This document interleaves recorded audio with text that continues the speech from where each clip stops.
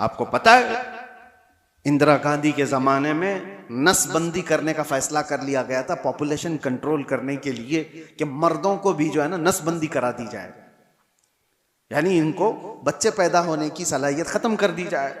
लेकिन इसमें मेन मसला आता था तो मुसलमानों का। मुसलमानों क्या हराम है, नहीं मानेंगे तो क्या किया जाए? मुसलमान मानेंगे तो किसकी हुकूमत की थोड़ी ना मानेंगे। यहां जितने भी डॉक्टर इनको बता दें ये फायदे है वो फायदे तो भी नहीं मानेंगे। एक बड़ा तबका है जो अपने दीन पर कायम है और दीन को मनवाने के लिए तो उलमा चाहिए। तो ये सीधे मदरसे गए, बड़े बड़े मदरसों में, और फतवा लिया। वहां से फतवा लिया बड़े बड़े मदरसों से कि हाँ हुकूमत वक्त के हालात के एतबार से जायज है, बंद करा सकता है आदमी। कई उलमा फतवा दे चुके, लेकिन उसके बाद भी हिंदुस्तान पर असर नहीं हो रहा था, क्योंकि हुकूमत ने देखा था कि इनके ऊपर ज्यादा असर बरेली का है। तो बरेली पहुंचे, लेकिन बरेली में कोई ऐरा गैरा नहीं बैठा था, आला हजरत का शहजादा बैठा हुआ था, हुजूर मुफ्ती आजम हिंद रदी अल्लाह तआला अन्हु, जो मुत्तकी परहेजगार आलिम दीन मुत्तकी बनकर दिखाए। इस जमाने में कोई एक मेरे मुफ्ती आजम का तकवा छोड़ कर, मेरे अजीजों, उनके पास जब ये सवाल गया तो आपने जो जवाब दिया वो मौजूद है। एक बार नहीं कहा उन्होंने, पूरे दलाइल के साथ लिखकर नीचे लिखा नसबंदी हराम है, हराम है, हराम है, और जो मेरे मुस्तफा ने हराम किया वो कयामत तक हराम है। अब ये निकला, हुकूमत को पता चला कि एक मौलवी से पूरा मसला खराब हो सकता है, क्या किया जाए? छपने से बंद कर दिया जाए। लेकिन जो चीज अल्लाह पहुंचाना चाहता है वो किसी के बंद करने से कभी नहीं रुकता, कभी नहीं रुकता। प्रेस को जला दिया गया था बरेली शरीफ में, जिस जगह से ये फतवा शाया हुआ, प्रिंटिंग प्रेस जला दिया गया। प्रेस के मालिकान को कब्जे में लिया गया, गिरफ्तार किया गया, और जो दीवारों पे जाकर फतवा चिपका रहे पुलिस पकड़ पकड़ कर ले जा रही है। कहां रुकने वाली चीज कहां है? पूरे हिंदुस्तान में आग की तरह बात फैल गई कि आला हजरत के शहजादे ने फतवा दिया है कि नसबंदी हराम है। सब मिलकर के एक तरफा ऐलान किए, हम हुकूमत के इस फैसले को नहीं मानते, ये हमारे दीन का हिस्सा है।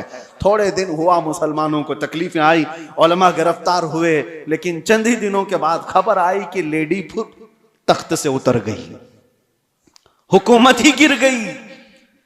तो मेरे अजीजों, एक बात याद रखो, ताकत और पावर के जरिए से पूरी दुनिया पर असर कायम किया जाता है।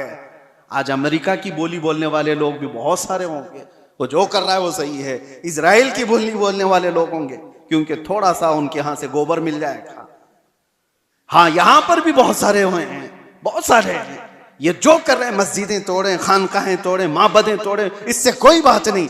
लेकिन हैं तो अच्छे लोग हैं, उनकी जमात के भी कुछ हैं, टोपी भी पहनेंगे, दाढ़ी भी पहनेंगे। इनका वो ईमान है जो माल है। इसीलिए शेख मोहिउद्दीन इब्न अरबी की वो बात मुझे याद आती है। आप कुर्सी पर बैठे हुए थे, कुछ लोग आए मिलने के लिए, आपके सामने बैठे थे।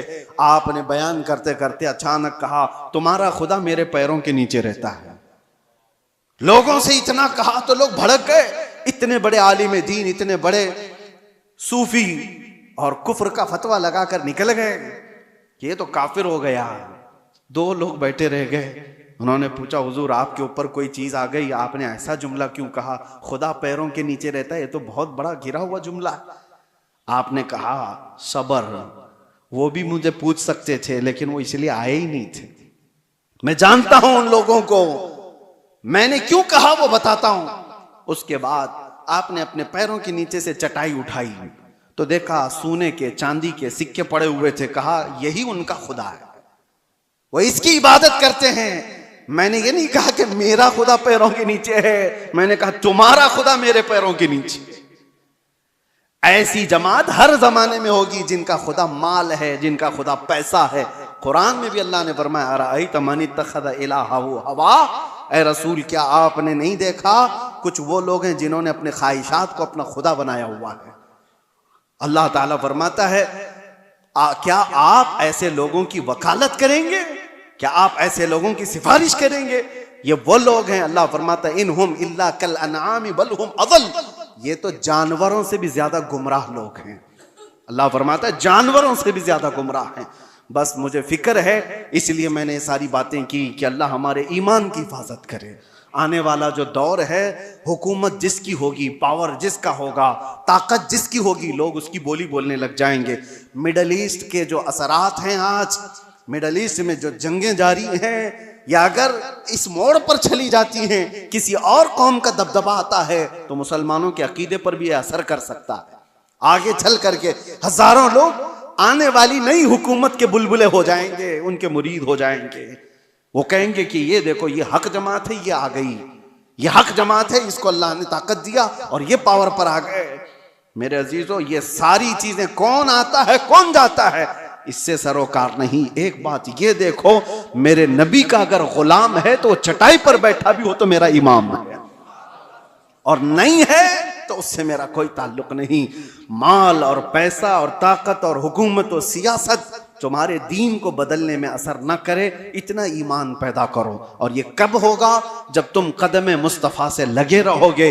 दुनिया की ताकतें आएंगी जाएंगी, तुम्हारा कुछ नहीं बिगाड़ेंगी। इसीलिए आला हज़रत फाजिल बरेलवी के इस बात पर अमल करके जाओ, इंशाअल्लाह हर जमाने में महफूज रहोगे। उन्हें जाना, उन्हें माना, ना रखा गैर से काम, लिल्लाहिल हम्द। अस्सलामु अलैकुम वरहमतुल्लाहि वबरकातुहू। उम्मीद है आप सब खैरियत से होंगे।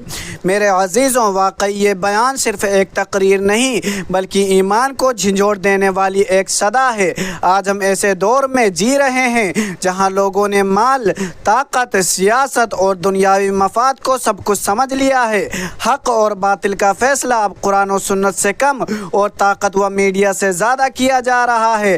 लेकिन मुफ्ती सलमान अजहरी साहब ने आज हमें ये याद दिलाया कि मुसलमान की पहचान हुकूमतों से नहीं बल्कि गुलामी मुस्तफ़ा सल्लल्लाहु अलैहि वसल्लम से होती है। आज अगर कोई ताकतवर हो जाए तो लोग फ़ौरन उसके कसीदे पढ़ना शुरू कर देते हैं। अगर किसी के पास दौलत आ जाए तो लोग उसे कामयाब समझने लगते हैं। लेकिन मेरे भाइयों, कामयाबी माल में नहीं, कामयाबी ईमान पर कायम रहने में है। हज़रत बिलाल हबशी रज़ियल्लाहु अन्हु के पास न माल था न हुकूमत थी, मगर क़यामत तक उनका नाम इज्जत से लिया जाएगा।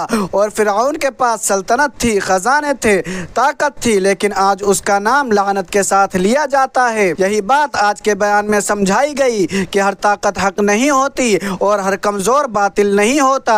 असल चीज़ ये है कि तुम्हारा ताल्लुक किससे है। अगर तुम्हारा दिल मुस्तफ़ा करीम सल्लल्लाहु अलैहि वसल्लम के कदमों से जुड़ा हुआ है तो दुनिया की कोई ताकत तुम्हें गुमराह नहीं कर सकती।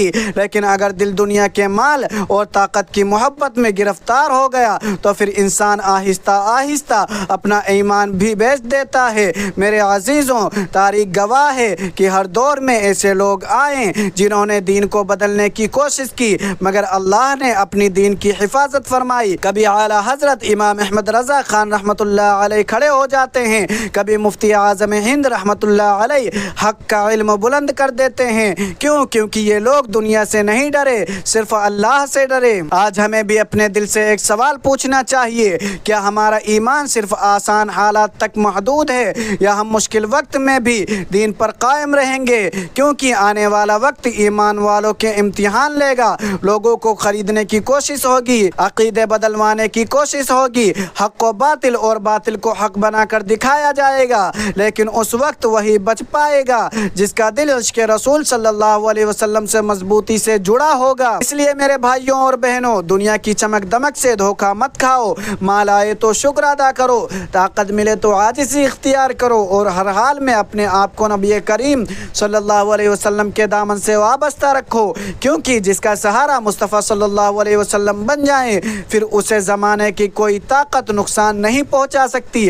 अल्लाह तबारक व तआला हमें ईमान पर इस्तिक़ामत अता फरमाए, दुनिया की फितना अंगेजियों से महफूज फरमाए और हमें सच्चे आशिक़ाने रसूल सल्लल्लाहु अलैहि वसल्लम में शामिल फरमाए।